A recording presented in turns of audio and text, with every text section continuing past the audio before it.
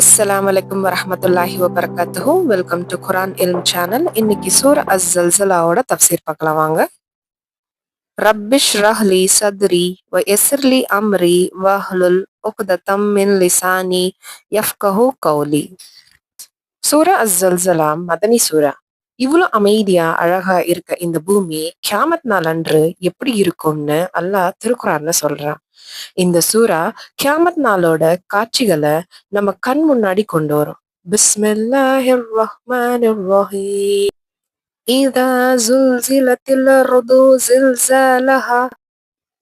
பூமி நடுங்க வைக்கும் போது அதன் நிலநடுக்கத்தால் மிகப்பெரிய நிலநடுக்கம் ஏற்படும் அந்நாளில்.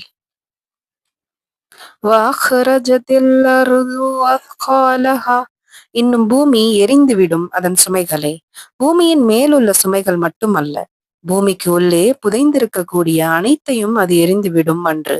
பூமிக்குள்ளே புதைந்து கிடக்கும் பல்வேறு சமுதாயங்களையும் தான். அந்நாளில் மனிதர்கள் அலைமோதுவார்கள் ஒன்றும் புரியாமல். பூமியின் நிலை தலைகீழாக மாறி கிடக்கும். வகாலல் இன்சானு மா லஹா. இன்னும் கூறுவான் மனிதன், இதற்கென்ன? மனிதன் பூமியை பார்த்து கேட்பானாம், என்ன ஆச்சு இதற்கு? ஏன் இவ்வளவு ஆக்ரோஷம்? அதற்கு பூமி என்ன சொல்லும்னு நீங்க நினைக்கிறீங்க? யௌமைதின் துஹத்திஸு அக்பாரஹா. அந்நாளில் அறிவிக்கும் அது தன் செய்திகளை. என்னவாக இருக்கும் அதோட செய்தி? பியன்ன ரப்பக அவ்ஹா லஹா. அதாவது நிச்சயமாக உம் இறைவன் தனக்கு கட்டளையிட்டான். பூமி சொல்லுமாம், உன் இறைவன் அதற்கு கட்டளையிட்டிருக்கிறான் என்று. இதுதான் அந்த நாள்.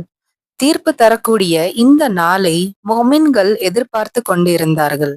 நிராகரிப்பாளர்கள் இந்த நாளை மறுத்து கொண்டு இருந்தார்கள்.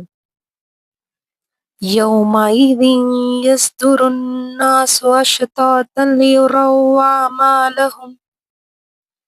அந்நாளில் புறப்படுவார்கள் மக்கள் பல பிரிவுகளாக அவர்களின் செயல்களை காண்பதற்காக. பல ஆயிரம் ஆண்டுகளாக பூமிக்குள் புதைந்து கிடந்த மக்கள் பல பிரிவுகளாக வருவார்கள் அவர்களின் தீர்ப்பு என்னவென்று பார்ப்பதற்காக. ஃபமன் யஅமல் மிஸ்கால தர்ரத்தின் கைரன் யரஹ். ஆகவே யார் செய்வாரோ ஓர் அணு அளவு நன்மையை அதை பார்ப்பார். وَمَن يَعْمَلْ مِثْقَالَ ذَرَّةٍ شَرًّا يَرَهُ.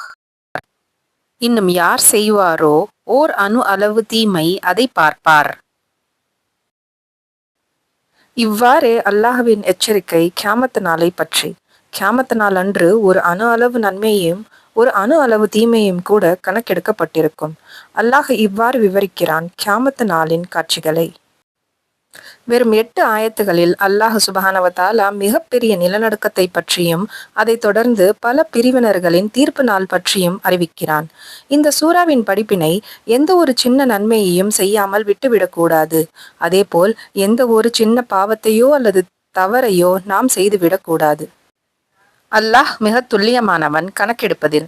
அல்லாஹ்வின் கேள்வி கணக்கை அஞ்சி கியாமத் நாளை அஞ்சி நம் செயல்கள் அமையட்டும்.